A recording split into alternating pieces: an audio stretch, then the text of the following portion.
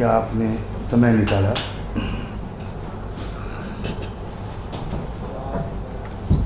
आप सब अच्छी तरह जानते हैं कि हमारा मुल्क बहुत ही कठिन परिस्थितियों से गुज़र रहा है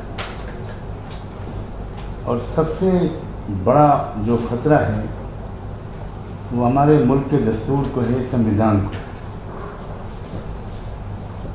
देश जब आज़ाद हुआ था तो उस वक्त बहुत सोच विचार के बाद और बहुत डिबेट्स के बाद ये कॉन्स्टिट्यूशन बना था, जो one of the best constitutions of the world जिसको कहा जा सकता है।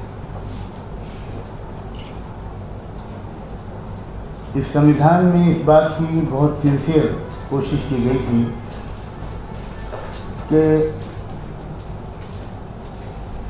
यूनिटी इन डाइवर्सिटी जो इस मुल्क की असली खसूसियत है वो न सिर्फ ये कि बरकरार रहे बल्कि परवान चले और हर सोशल, रिलीजियस, लिंग्विस्टिक यूनिट को पूरी आज़ादी के साथ तमाम राइट्स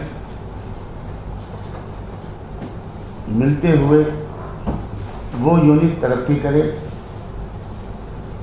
और देश एक बहुत पुरअमन समाज को बनाकर दुनिया के सामने एक नमूने के तौर पर पेश कर सके।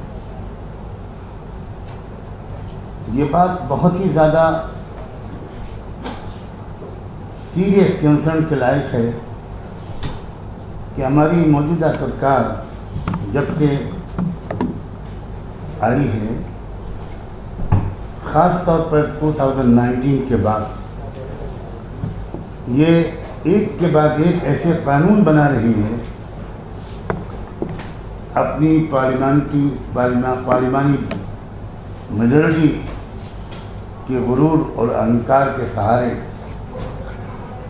जो कानून देश के संविधान के ख़िलाफ़ है और जिससे कॉर्पोरेट फैशिज्म, मैं चाहता हूं कि ये वर्ड बहुत गौर से सुना जाए और नोट किया जाए, एक कॉर्पोरेट फैशिज्म का राज हो इस देश पर, जिसकी सबसे ज़्यादा भयानक और लेटेस्ट मिसाल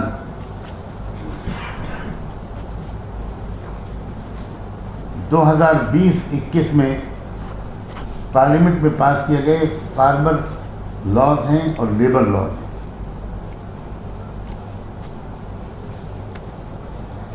हम यहाँ किसान आंदोलन के तमाम लीडरों को और संयुक्त किसान मोर्चे के तमाम रहनुमाओं को सैल्यूट करते हैं कि जिन्होंने सख्त कठिनाइयों को, तकलीफ़ों को बर्दाश्त करके और बड़ी कुर्बानी देकर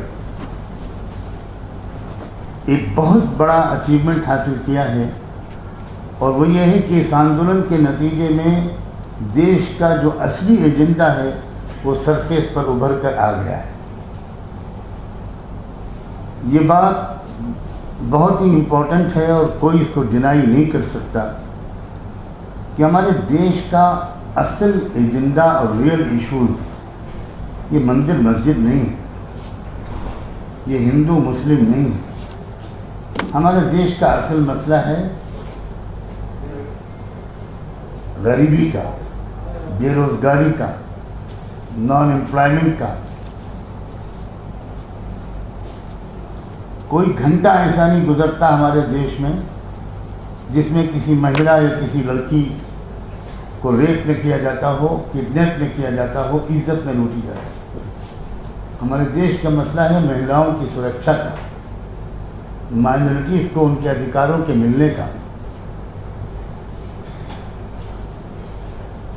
हमारे देश का मसला है जस्टिस एंड पीस का, कि सबको इंसाफ मिले, सस्ता इंसाफ मिले, जल्दी इंसाफ मिले।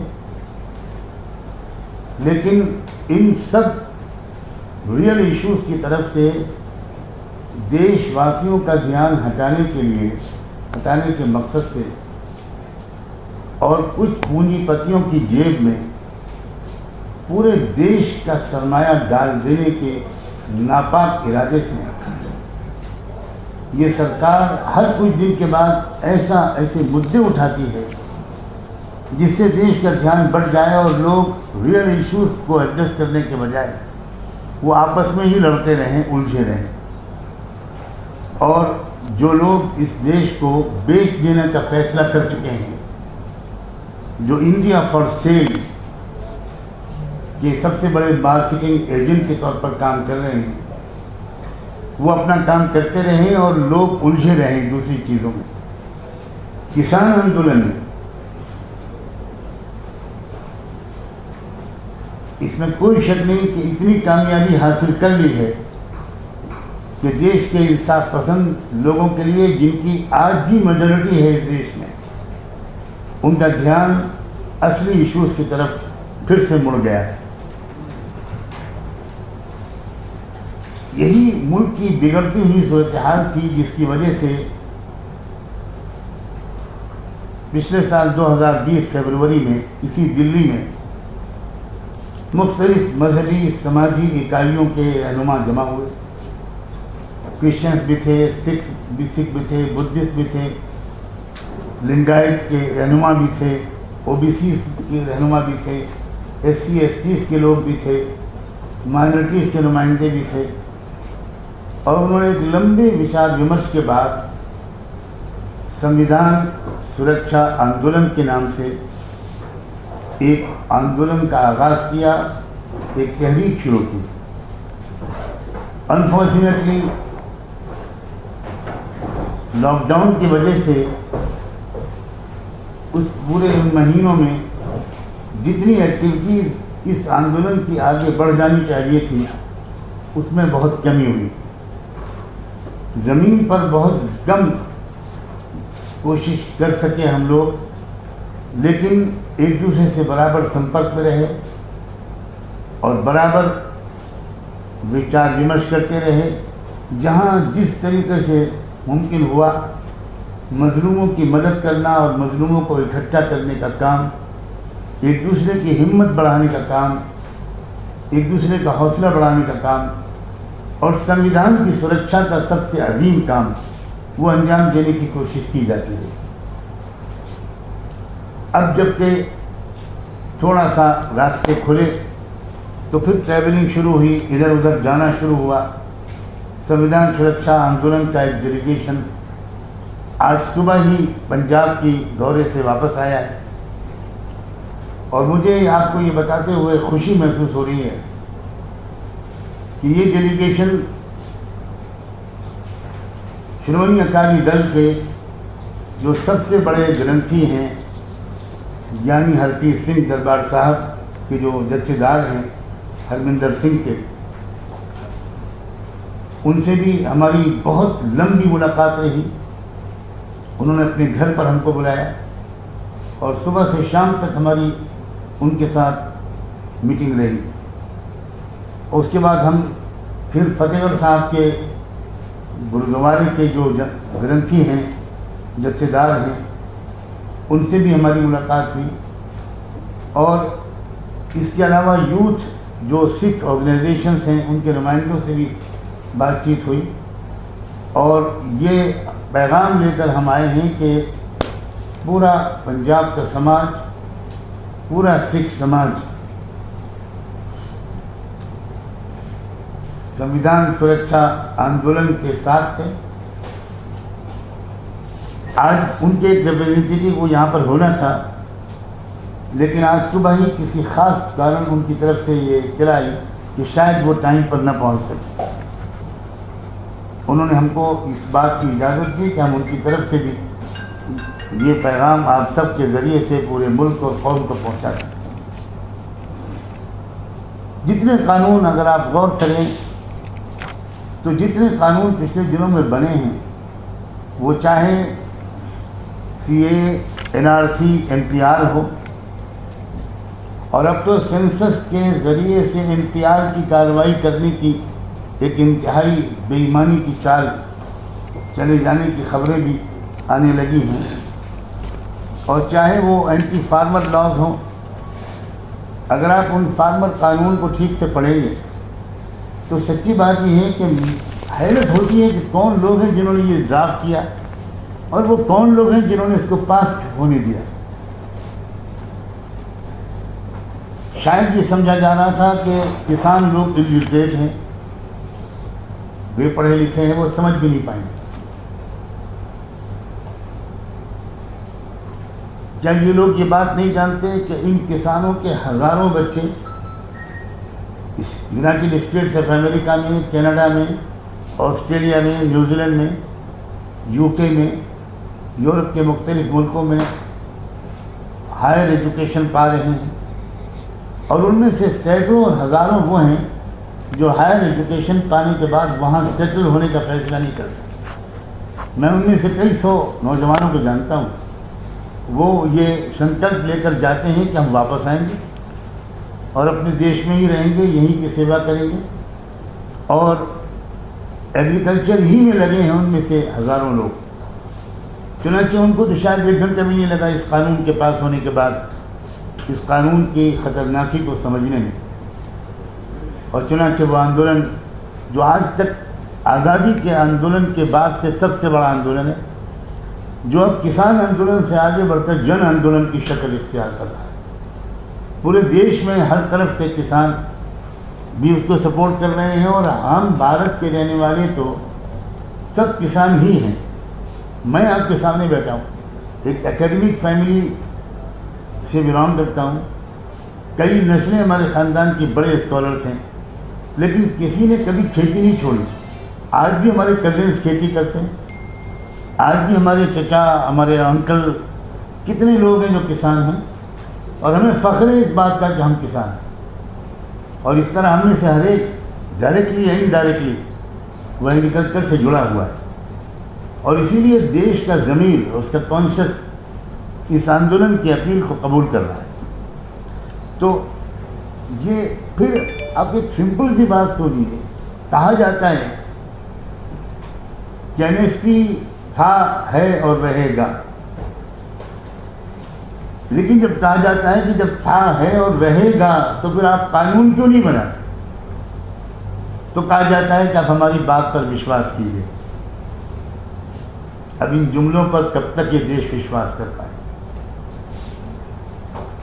अब तो दुनिया भर में हमारे देश की बदनामी होने लगी। फॉरेन एजेंसीज ये कह रही हैं कि इंडिया में डेमोक्रेसी नहीं है, इलेक्टोरल ऑटोक्रेसी है। फॉरेन एजेंसीज, ह्यूमन राइट्स की ऑर्गेनाइजेशंस कह रही हैं कि यहाँ पर पार्टली डेमोक्रेसी है।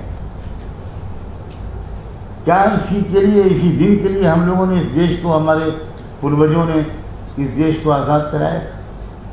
मेरे ख़ानदान के कई लोगों ने आज़ादी की तहरीक में ज़बरदस्त कुर्बानियाँ दी, 10-10 साल जेलों में रहे।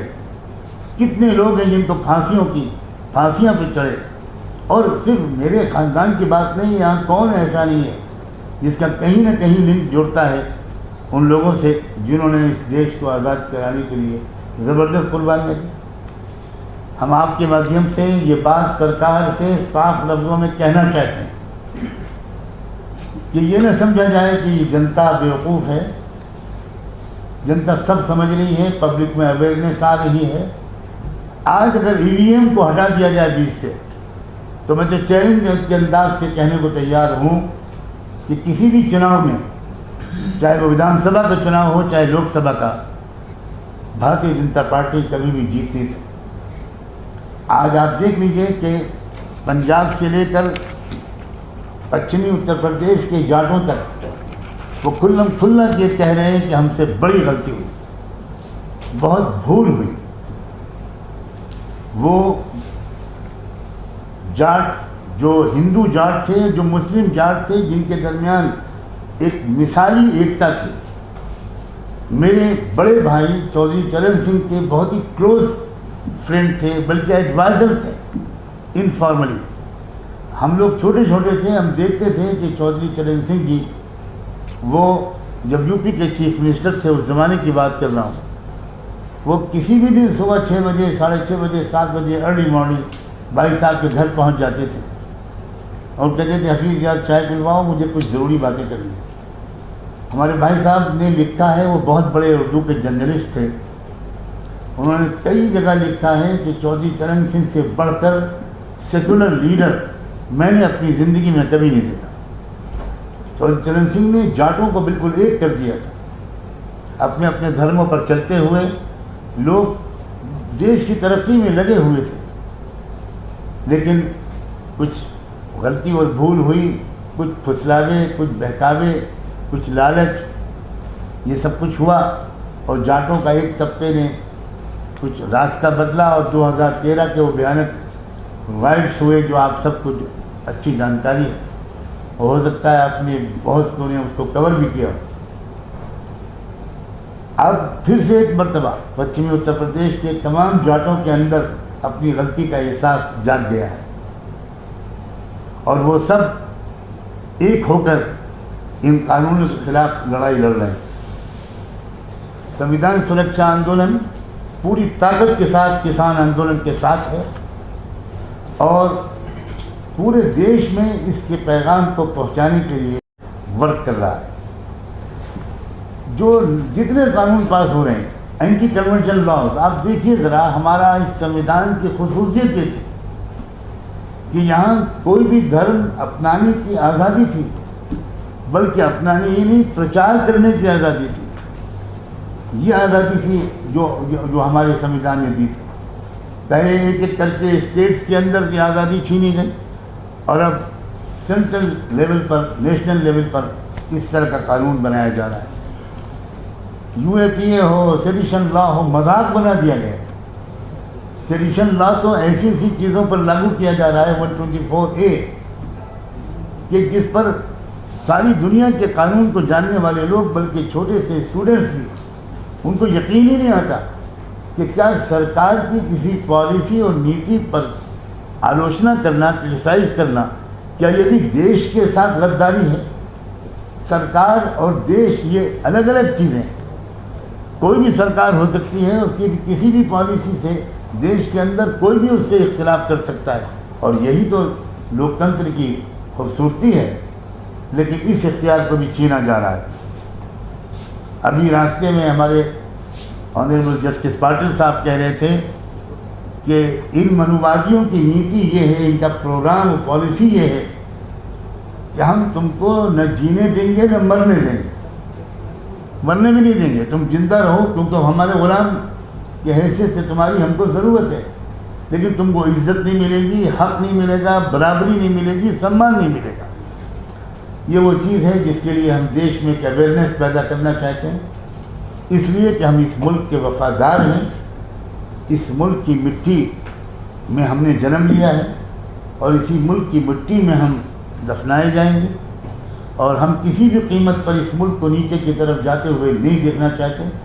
हम सब की दिली ख्वाहिश ये है कि ये मुल्क दिन दूनी रात चौगनी तरक्की करे और पूरी दुनिया इंसानियत के लिए एक नमूना बने और सिर्फ साइंस से, टेक्नोलॉजी या सिर्फ एक वेल्थ की हैसियत से नहीं, बल्कि मॉरल और स्पिरिचुअल वैल्यूज़ के लिहाज से भी